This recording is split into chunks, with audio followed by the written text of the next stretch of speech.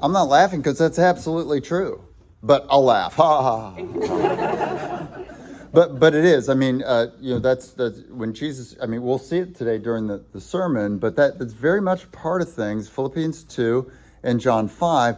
The Father gives judgeship to Jesus, so that Jesus, in justice, poetic justice or God justice, Jesus gets to judge those who have judged him and found him wanting. Incorrectly. Right. Mm-hmm.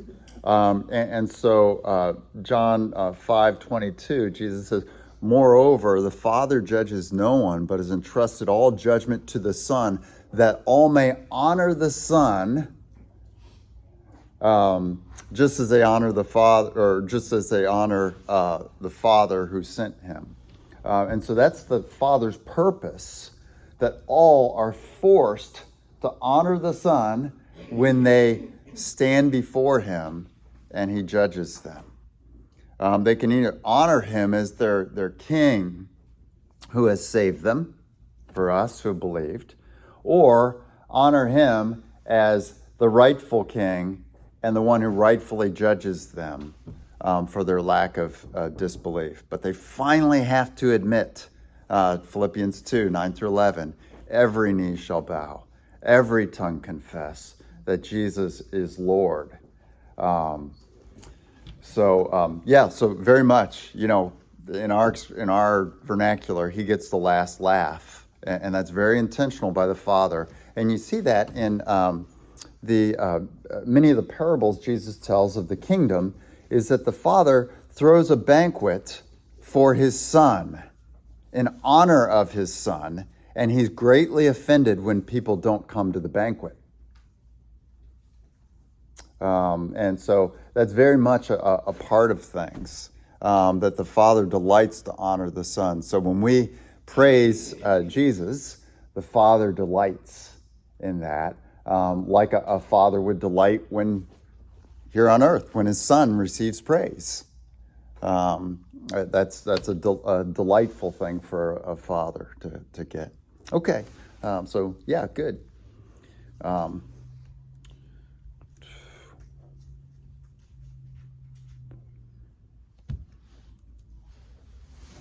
Okay, so Ezekiel 38. So turn there. Anyone have a page number on that? If you need, for those of you who need that. Ezekiel's the last really big prophet, long book in the Old Testament, with a bunch of smaller ones after that. 6:15. Okay. And so. There are a couple of slides I want to just refresh us that we spent a lot of time with last week. Revelation 20 mentions Gog and Magog. What did we learn about? What can you tell me now, even before we go through the slides that we talked about last week, about Gog and Magog and what's going on here? The king's name was Gog. Okay, there's a king named Gog. And you can see here where he ruled and when he ruled. And what are those two things? In Lydia. He ruled in Lydia, which is, let's get that up here. So that was the ancient land of Lydia. You can see there Ephesus, Miletus, Sardis, Smyrna. Those are cities that we read about in the New Testament. What country is this today? Greece. Turkey. Don't listen to me. Yeah, and so this whole thing, this whole big major landmass here, this is Turkey. Okay, and then there's the Aegean Sea. There's Troy. Troas was close to Troy. You hear about Troas in the Book of Acts. And then over here is Macedonia and Achaia, and then Greece. So Corinth and Athens are like down here, Mediterranean Sea. And then when you come around the corner, Paul was from Cilicia. Tarsus is like here. But you come around the corner here, and you got Tyre and Sidon is here. And then Israel is down here, and so Jerusalem's about there on here. But the ancient land of Lydia, was this, kind of the western 2/3 of Turkey. Okay, and yeah, so Lydia's there. There was a king, Agag, who was a tyrant, very cruel, a dominator. He didn't bother Israel at the time, and that time was what? 660 BC is about when he lived. Okay, what else do you remember from last? So good on that. What else do you remember from last week? He was from Magog. Okay, so the land is Magog, and Rolled over Tubal and Meshech. yeah, and so he ruled over Meshech and Tubal. We'll see that in Ezekiel 38 there. You'll be able to see that there. Good. So Gog is the king. Magog is the land. He's from Magog, and he rules over areas of Meshech and Tubal, two places that we looked at Genesis 10. These are ancient people who had lands named after them. Back in Genesis 10, when you have the Table of Nations there. Were these Japhethites? Yeah, and these were Japhethites, and we can see that from Genesis 10. Ham, the three sons of Noah are who are the three sons of Noah? Shem, Ham, and Japheth. Ham basically goes where geographically? Africa. And the Canaanites are Hamites, and so they've slipped up. They're not in Africa, but they've come up from there. And remember, Canaan was the cursed son of Ham. So Ham is not cursed, but that was made in American slavery, that the Hamites were cursed. But the Hamites weren't cursed. The Canaanites, the first son of Ham, was cursed. It was a penalty to Ham that his son Canaan was cursed. But now get this, just for your understanding, Genesis. Who's writing Genesis? Moses. Who's living during Moses' day? Okay, Canaanites are living. And who's Moses with? Who are his contemporaries? What have they just been through? The Israelites in Egyptian slavery. Egyptian slavery. And what was their mandate coming out of slavery? What were they to do? Okay, worship God, yeah. Clear out the promised land to worship God. From whom? Wipe out the Canaanites. And so Moses includes this out of the millions of facts that Moses could include in the book of Genesis. Realize that. Genesis is not a history of everything that happened. Right? That would be a tremendously long book that, literally it would exceed the sides here of this. If you had a book, it would be like that big. But God inscripturates what his people need to know at the time so that they can take appropriate action.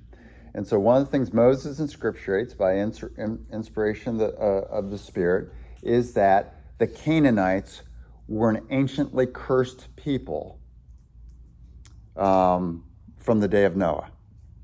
And so Noah curses Canaan. And so God's people coming out of Egypt then under Moses, reading or hearing the book of Genesis, could say, oh, this is why it's okay to kill the Canaanites. This is another reason it's God's will to wipe out the Canaanites, because they're a people that God has cursed. God's being fair. God's being fair. Yeah. So Ham is Africa and the Canaanites there. What about Shem? Asia. Yeah, the kind of the Asiatic peoples. So it is Israel comes from Shem. This is why you have anti-Semitism. Semitism. In Hebrew, the letter for sh and s are almost the same. So, boy, you got some dots here, so that's going to be a little confusing. Make that a little different.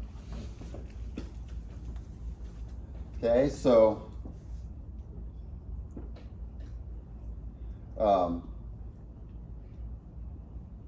so you got this W-looking thing here, and if you've got a dot on top of the right, you've got a sh. And if you've got a dot on top of the left, you got a s. Okay, so the sons of Shem were that, but if you've got text that doesn't have what they call pointing, these little, like apostrophes and those kind of things on, which often is the case, then it's anybody's guess. And so is it Shem or Sem? Don't know. This is why, if you know the expression, the shibboleth, it was a test as people came across the Jordan River if somebody was native to the land.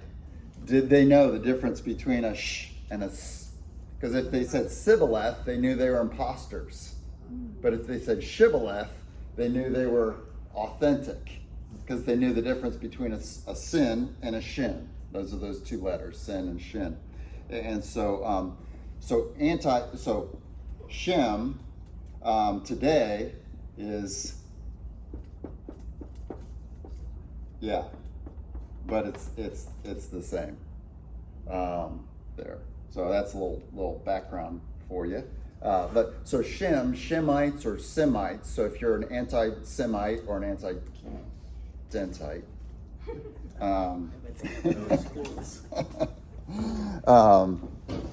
then that's what's going on there. So anyway, I'll let our.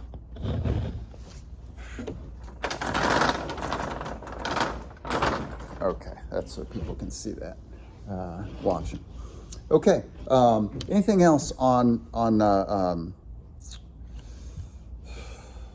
Gog and Magog from last week that you recall? You had different names in different languages that were the same name, really. Mm-hmm. Gugis Yeah. And Gugu. Yeah, and so Gog is someone we know historically in history. Ezekiel refers to him, and it was a king who lived in Ezekiel's past. In Assyrian, if you wanted to refer to Gog, you said Gugu. In Greek, you said Gugis. But in Hebrew, that's Gog. And it's the same as today. If I am in Mexico, you call me what? Juan. Yeah, if I'm in Germany, you call me what? Johann. If I'm in Russia, you call me what? Ivan. If I'm in Ireland, what do you call me? Ian. Yeah. And so you've got all these. When you take a name from one language to another, it's the same name, but you mess with the consonants and vowels a little bit. And so same thing with Gog. And so Hebrew people called him Gog, but the Assyrians called him Gugu, and the Greeks called him Gugis. Okay, so who can Matthew? Can you read this for us? Do you want the title or the entire thing? Just the bullet. Okay. Though Gog was a king dead, circa 660 BC, before Ezekiel's writing, 570. Ezekiel writes of him in speaking of Israel's post-exilic future, when God's people had returned to the promised land from Babylon, 538 BC forward. Okay, so get this, with this, here's the timeline.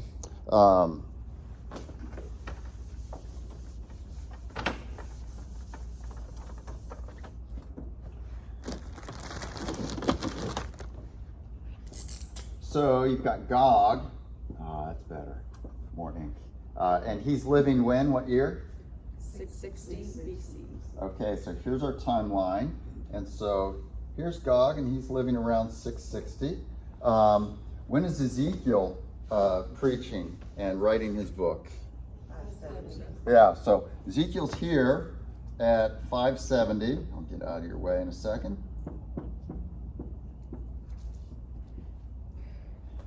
And so Ezekiel's writing of someone in the past, like me writing about whom? Name anyone. Hitler. Yeah. And that's a... No, that's good. That was an example from last week, actually. So Hitler or George Washington or Stalin or Ivan the Terrible. If I wrote about one of those people, that would be equivalent to Ezekiel writing about Gog. But what's Ezekiel say about Gog? So our timeline here.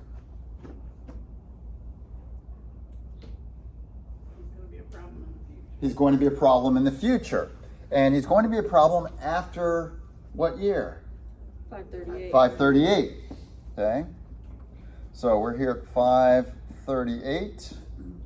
And what's 538? The return from exile. Yeah, God's people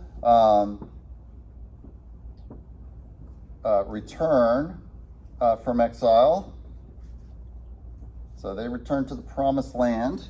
They're in 538. And so Ezekiel in 570, from exile, he's in Babylon, Ezekiel is. He's writing and saying, when we get back to the promised land,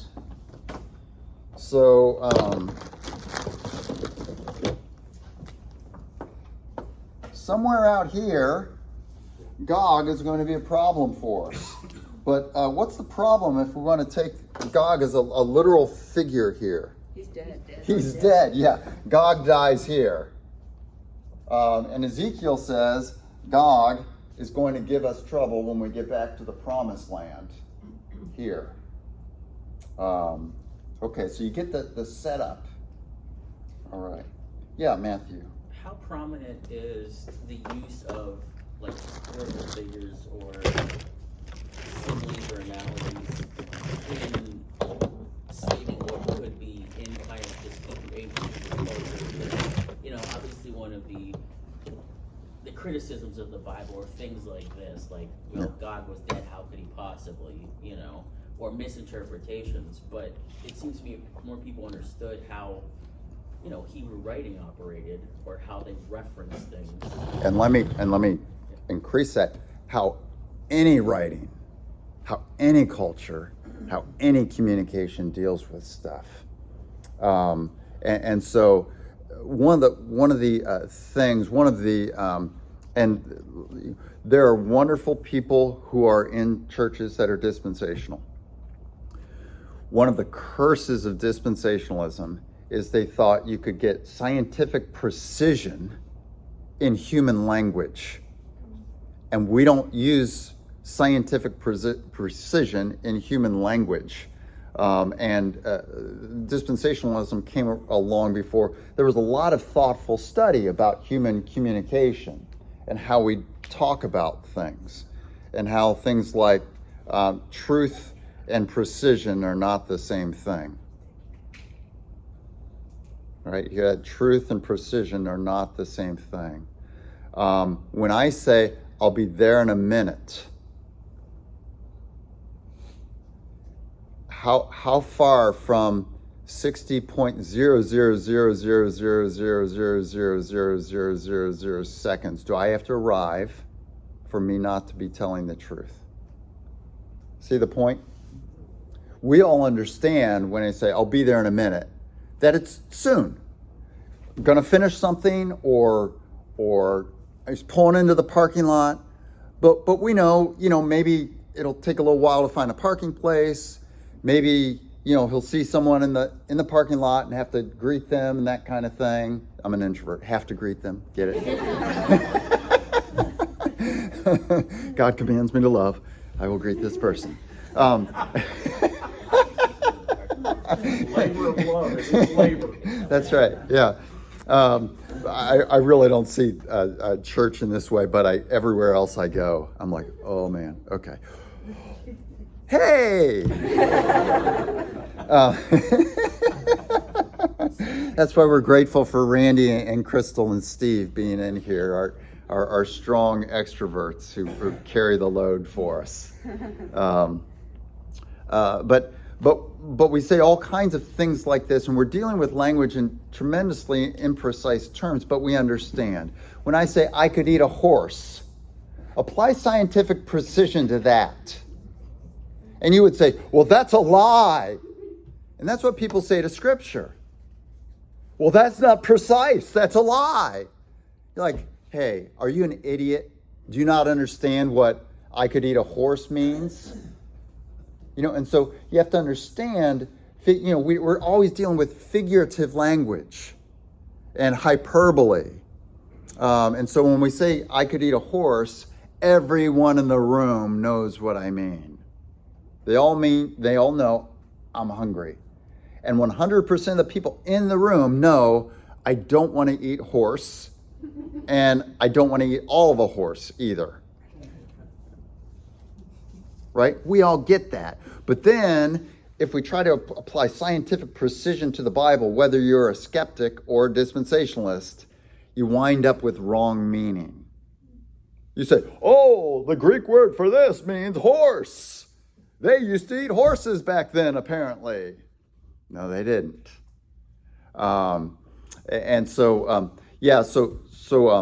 This idea, and glad you asked, and good question, we're going to go into that right now. How Scripture, some examples of Scripture using this kind of thing where you say, if Scripture didn't do this at all, we'd have to deal with this because God lived before Ezekiel.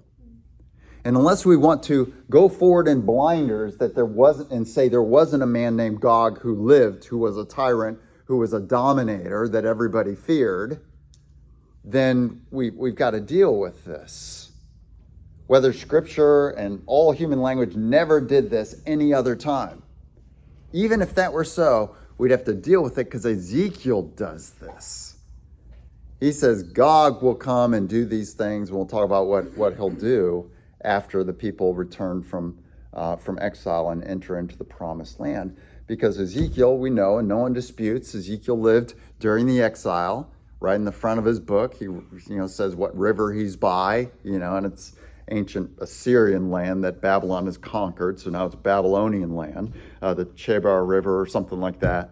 And so he's writing from there, he's among the exiles, and he's writing about when they return, which is the topic of chapters 33 through the end of the book. It's dealing with the return from exile. And so Ezekiel goes through things like there's going to be a new son of David who will rule over you. There will be a rebuilding of the temple, and here's how you should rebuild the temple. He goes over the geographic distribution of the promised land will be different than Joshua assigned it. And all 12 tribes will get geographically equal portions of land, and it'll be horizontal, like this, 12 horizontal pieces of land. So Ezekiel's dealing with restoration stuff from chapters 33 through 55. What does he go here? Who knows that? I know that sometimes. This is really important. 48. There we go. To chapter 48. And so, anyway, Scripture does do that. Talk about past people coming in the future. And they're not talking about reincarnation. Yeah, Steve. A small sidebar is to those people that have been believing. I listened to the lesson last week, and I can only say I was shocked to learn that Magog was not Russia. Yes. I talked to somebody out there after the service was over, and I said, yeah, if Steve were here this week, his brain would have been all over the ceiling. That's what I said. Yep. Thank you for listening. Yeah. And I just wonder how it got so sideways. I mean, it made total sense. So here's how most of dispensationalism gets sideways. They don't know history. That's it. So when the Old Testament prophets talk about, before the exile happens, when they talk about the temple being rebuilt, if you know history, you know that the temple got rebuilt and finished in 516 BC. Prophecy over. But if you don't know history, you just look and there's a shattered temple in Jerusalem today, and you assume that that's what Nebuchadnezzar did in 586. And you don't realize, well, when the people came back in 538, they started rebuilding the temple and they finished it in 516. And so the potential future of a rebuilt temple that I'll say 6 prophets talked about happened. But if you don't know that history, then you're looking for the temple in Jerusalem today to get rebuilt somehow through the Muslims getting kicked out of Jerusalem, Israel triumphing, and them rebuilding the temple physically today. And so that's the answer. Most of the misinterpretation of Old Testament prophecy is just because they don't know history, what's actually happened in history, and that most of it had some kind of fulfillment already. Yeah. The number of people who send money to rebuild the temple, I wonder where that money actually goes. Yeah, I don't know. Good question. Yeah. And so one of the things, Steve, too, with Magog, like looking for maps of it online so I could put one up there. When the map was a dispensational site, they put Magog up in Russia. But that was not based on history. That was based on the big word eschatological last time's teaching they've gotten. Because they knew, the prophecy of pre-exile about Nebuchadnezzar coming talks about intruders and foreigners from the north. And so they say, well, we don't know history. So we'll just assume that's Russia descending down on Israel, right? Which is what, we all listen to the cassette, what I listened to the cassette tapes on from Jimmy Swaggart and Jim Baker and whoever else I was listening to, maybe Mike Murdoch at the time in the 80s, on all this stuff, and any of those names warm your heart, Steve. Some of those names. Yes, absolutely. Yeah. I was beginning to think that that Russia was now Ukraine, because it seems like Russia's marching on Ukraine, not on Israel. But the issue was this. So Elam basically is Persia. This area here is Babylon. So you can see it's here. So here's Babylon. Here's Assyria. Persia comes from over here. Here's Media. So the Medes and Persians. And so we know these 3 from Old Testament history. Major world powers, Assyria, they come and they conquer northern Israel and they scatter them all over. But then Babylonia takes over Assyria, and then Assyrian land becomes known as Babylon because it's been taken over by Babylon. So sometimes you see that in the prophets, like Isaiah or Jeremiah will talk about,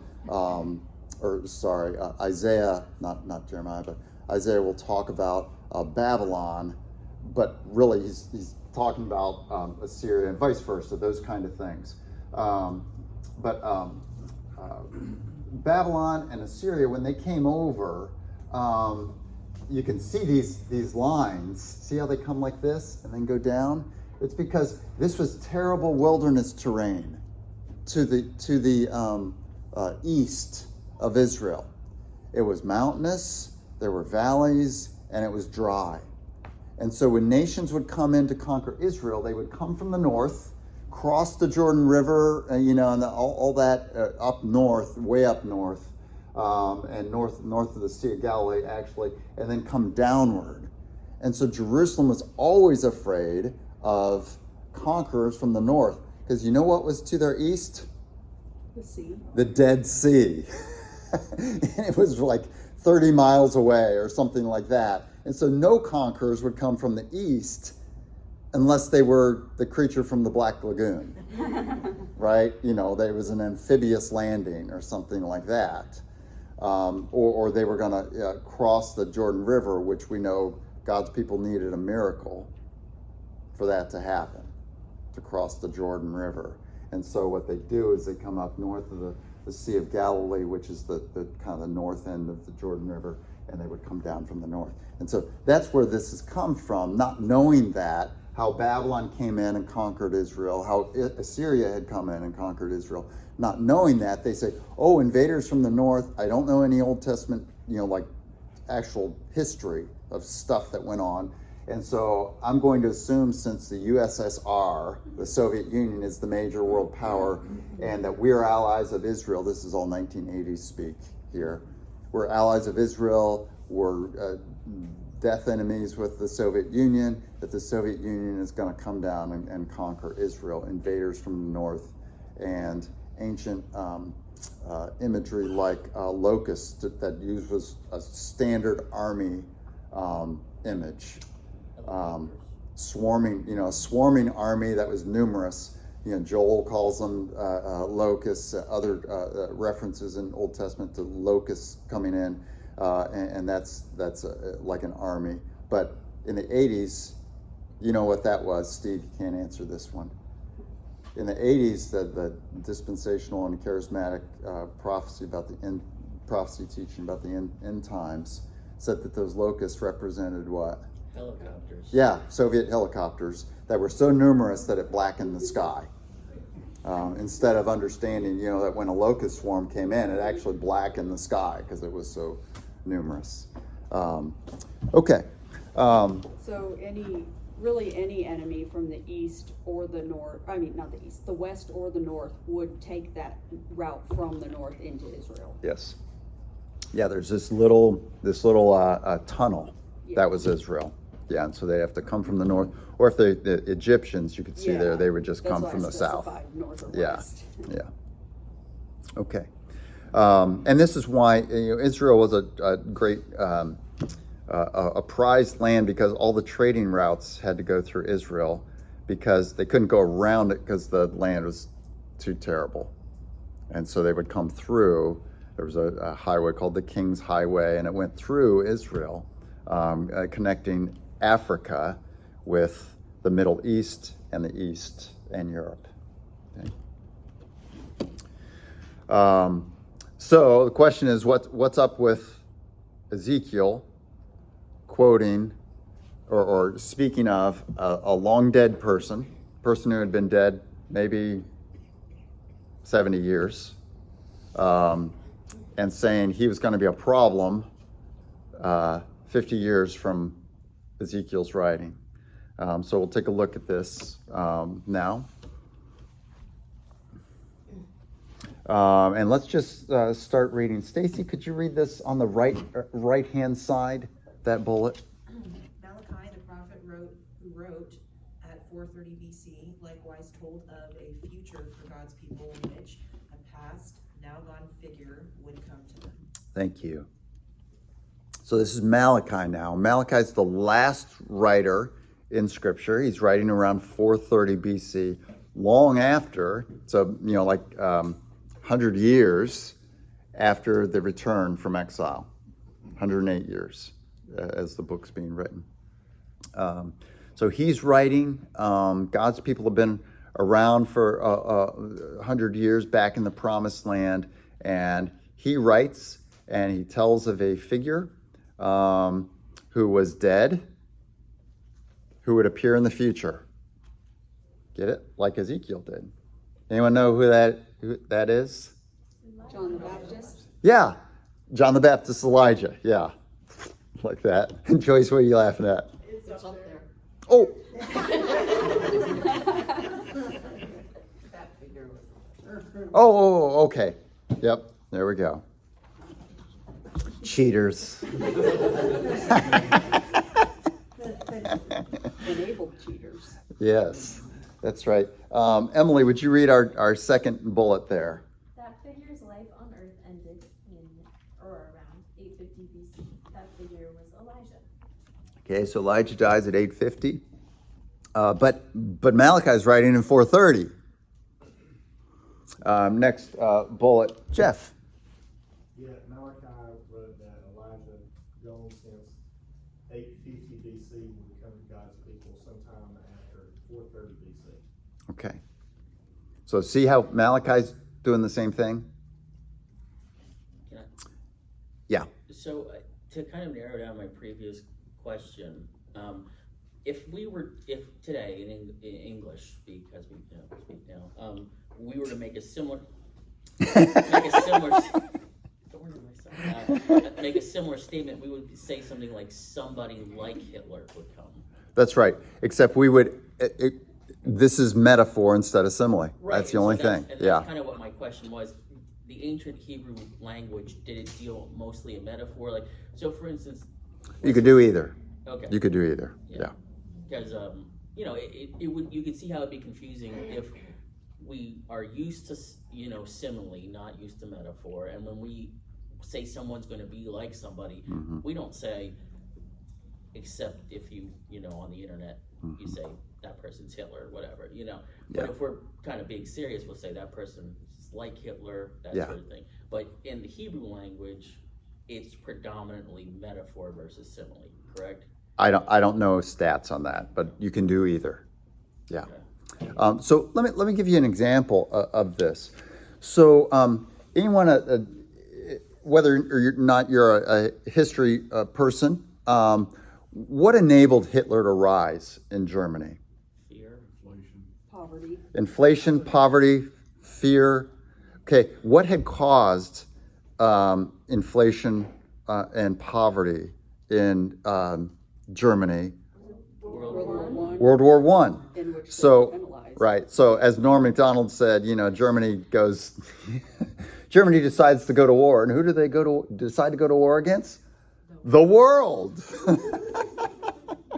And so Germany, gets blamed, probably rightly so, for World War One. So at the Treaty of Versailles that ends World War One, they have to pay all these reparations to all these other nations. And so in addition to being impoverished from paying for a war to supply their own troops, ammunition, all that kind of stuff, in addition to that, in addition to having to rebuild their own country, they have to pay all these other countries so that all these other countries can rebuild the places they had destroyed as they attacked them. And so Germany was blamed. They were the dog that was getting kicked. Sorry, dog fans. They were dog that was getting kicked in Europe and in the world in the world's eyes, and they were impoverished. And so somebody comes up among Germany and says, one, there's someone in our nation who's responsible for our poverty. Who was that? The Jews. So he blames the Jews for being responsible for their poverty. And he says, and Germans are great. In fact, we're a master race. We're not the dogs who deserve to be kicked. We're not less than the French and the English. We're the supermen, right? The Ubermensch. Okay? And so this message takes great hold. It was like in a, don't take offense at this parallel. One of the reasons Reagan was so popular is because America was so low. From the Vietnam War, from Watergate, from the Iran hostage situation and the failed attempt to get the hostages, from our gas shortage, inflation, malaise, 14% interest rates on mortgages, and the grain embargo was the solution that Carter had for the hostage situation. That wasn't working, and we couldn't go to the Olympics. Right? We boycotted the Olympics. And so things were at this all-time low. And so Reagan comes forward and he says, I like the America of old. The World War II America, where we kicked butt and we're a strong economy, and I believe we can do it again. Okay? Now, he doesn't blame anyone or tell any, like Hitler. He has no scapegoat for that. He doesn't create any evil for that. But it's the same kind of thing. When you've got this vacuum of low spirits, it is a time where a strong leader who compliments greatly the people can rise to power. And that's exactly what Hitler did. He said, Germans are not the dogs, they're better than the rest of the Europeans, and we're better than the whole those in the whole earth. And we should take over Europe and rule them. Third Reich, right? Take over the world and rule them because we should, because of social Darwinism, that the superior people should rule, survival of the fittest, all that kind of thing. And so that's Hitler. Hitler and others rise to power when a nation is at its lowest point, economically, reputation, all that kind of thing. So today, if you're in the foreign council leaders in the cabinet of the president, whoever the president is. Thanks. And you're talking about some country that's at a low point, that the world sees as as the dog to kick, and their economics are terrible, but they have great resources and the ability to rise.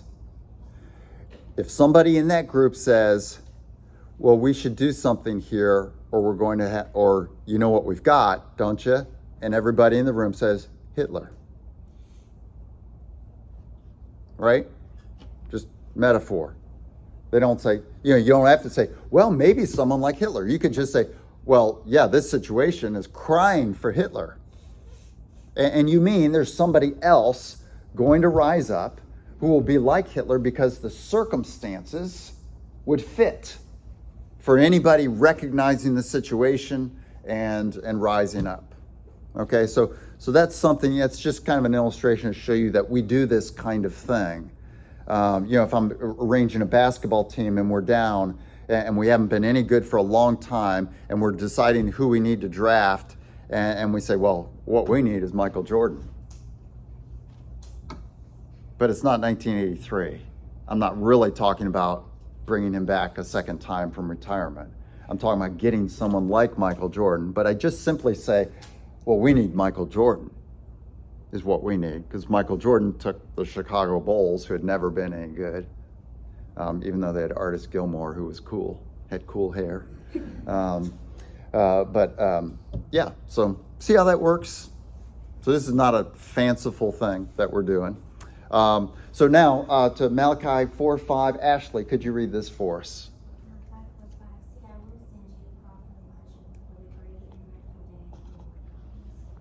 Okay. So Malachi says, I will send you the prophet Elijah. This is metaphor. When you use simile, you use like or as. So he doesn't say, I will send you a prophet like Elijah before the great and dreadful day of the Lord comes. He says, I will send you the prophet Elijah. And it's like saying, we need Michael Jordan. Who you want to draft? Michael Jordan. Who I want to draft, okay? So Malachi does this, and then next one there, Chase. Oh, on the right bullet.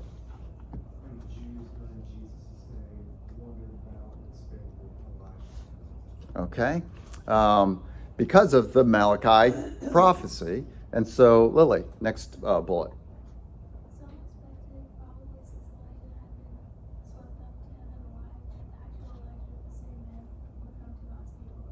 Okay, so that was still a question, and because he hadn't died and been put in a tomb. He was swept up by the Lord's chariot. Okay, and so there was, I guess that could be possible. We'd get the actual Elijah because he never died. And so you see some of that, and I need to put a closed parentheses on that. That's driving me crazy. And then next, Bo.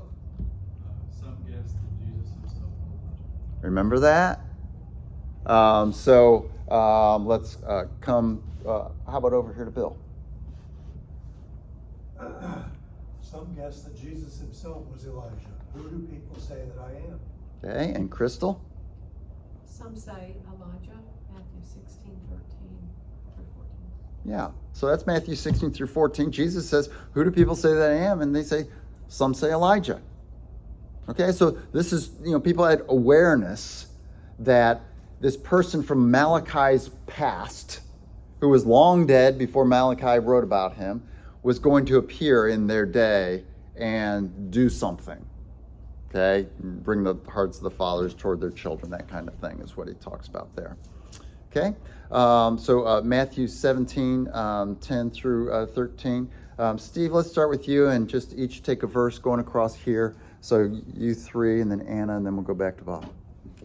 The disciples asked him, "Why then do the teachers of the law say Elijah must come first?"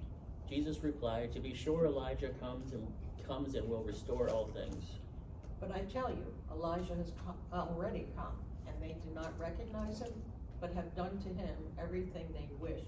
In the same way, the Son of Man is going to suffer at their hands. And Bob. I lost my place. Oh, that's okay. Can you see It's, it there? can you see it up here? Oh, it's up there. Yeah. 13. 13. Then the disciples understood that he was talking to them about John the Baptist. Okay, good. Thank you. No problem. And so see the two underlined things there. Jesus said, what's the first underlined thing he says? Elijah has already come. And then the disciples realize in verse 13 what? Yeah, so two different individuals, but there was a metaphor used here, used by a prophet of a person dead at the prophet's time that the prophet said would come after the prophet was dead. Okay? And so, Bob. Know what Jesus does here. You got off. Okay, Mike. Takes a past, currently dead figure, Elijah. And then Davis. Affirms that this currently dead figure is foretold in the scriptures to come again. Okay. And then Faith. And identifies that this now dead figure, who was foretold to come, has come, not by reincarnation, but by another different, currently living human being, who has had a similar role as the one referred before in scripture. Okay. And then Joyce. In other words, Elijah, foretold by Malachi, had appeared before Jesus and was not the same man who was not Elijah. The one of whom Malachi foretold was a different man, John the Baptist, who was like Elijah in the role that he played for God's people. Okay. So just seeing this pattern here so we can get comfortable with the idea that this Gog is a past figure. And he was so when John uses it in Revelation 20, he's really past. But even John's quotation quotes Elijah, and quotes Ezekiel, and Ezekiel, Gog was passed to him too. So this is nothing new or tricky or whatever. And if you were reading or listening to Ezekiel, you knew of Gog, just like you know of Hitler, just like you know of Ivan the Terrible, even if you don't know what he did, but you've heard that, Ivan the Terrible. You know that someone in the past sounds like he's Russian, and I don't want him coming today and bothering me. Okay, so you get that. And so the people reading Ezekiel or listening to Ezekiel, they knew that too, that this was talking about Gog who was dead, and that it was some great, terrible, dominating person who was cruel to his opponents. Okay, next bullet. Manny, can you read this bullet on the right-hand side there? Ezekiel is doing with the past historical figure Gog, circa 660, Gudis, the same thing Malachi and Jesus received Elijah. Okay, all right. And then Jim. Ezekiel at 570 BC foretold of one who would act like the now dead Gog of 600 BC in the future. Okay. And then Christina. Ezekiel foretold of a Gog-like man would attempt to bring his might and cruelty upon Israel to dominate and harm them after their return from exile after 538 BC. Okay, I left out a who there. And then next, Dakota. And just as Malachi had simply called John the Baptist Elijah, Ezekiel had just called his future post-exilic dominator of Israel God. Okay, all right. So next week we'll look at this. So we've got this, and we really wanted to establish this so it just didn't seem like sleight of hand. So you could understand the interpretive principle that, one, we do this ourselves. We say, who do we need to draft? Michael Jordan. Okay, we do that. We talk about a past historical figure as someone we need in the future, or someone who's going to affect us in the future, or we say things like, well, who do you think is going to arise from here? Hitler. Hitler's who I think is going to arise in this country because the circumstances are just the same. So we should, help this country out so they don't look to a guy who will act like Hitler, and then we're in a world war. We're in a world war, and so we've established that principle. So now we'll look at next week what Ezekiel says about what's going to happen, what this future Gog will do to Israel when they return from exile. And that's what he discusses in 38 and 39. Feel free to read that too during the week if you want to. I don't mind you getting prepped for that. But let's go ahead and pray.